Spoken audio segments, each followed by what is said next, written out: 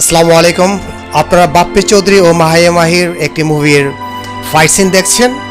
একজন শিল্পী দাঁড়িয়ে আছে, এটি হলো আমি অ্যাকশন ডিরেক্টর স্টান্টম্যান মিঠু। একজন মারপিট শিল্পীর এই দৃশ্যটি আমি করে দিলাম ছবির প্রয়োজনে, যেহেতু উনি পারেন না।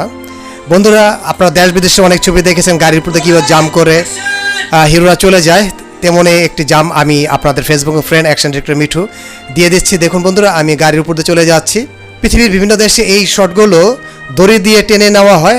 আমার স্বল্প বাজারের ছবিগুলোতে যেহেতু দড়ির কোনো বাজেট নেই, তাই আমি নিজেই এই জাম্পগুলো করে গাড়ির উপরে চলে যাই। বন্ধুরা, একটি ব্যাপারে আপনাদের কাছ থেকে ক্ষমা চেয়ে নিচ্ছি।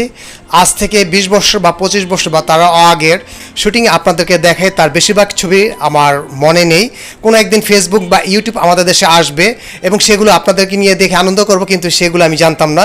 তাই আমি জাস্ট শখের বসে করো, তাই আমি ছবিগুলোর নাম মনে রাখিনি। এই কারণে আমি আপনাদের কাছ থেকে ক্ষমা চেয়ে নিচ্ছি। ছবির নামগুলো আমি সঠিকভাবে